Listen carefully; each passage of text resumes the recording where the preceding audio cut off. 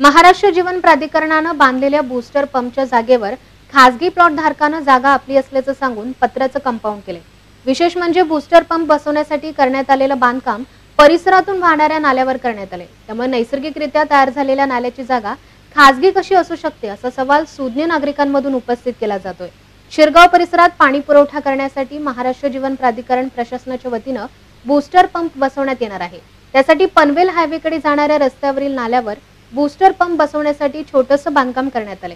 मात्र आता जागेवर खासगी प्लॉट धारकानं दावा केल्यानं बूस्टर पंप बसवण्यासाठी विलंब होत आहे। याबाबत महाराष्ट्र जीवन प्राधिकरणाचे अधिकारी माधुरी पाटील यांना विचारलं असता शासकीय स्तरावर चर्चा सुरू असल्याचं त्यांनी सांगितलं। मात्र कॅमेऱ्यासमोर बोलण्यास नकार दिला। तसंच या प्रकरणी पालिकेचे मुख्याधिकारी योगेश गोडसे यांना संपर्क साधला असता संपर्क होऊ शकला नाही। त्यामुळे आता यावर शासकीय स्तरावर काही तोडगा निघेल का हे पाहावं लागणार आहे।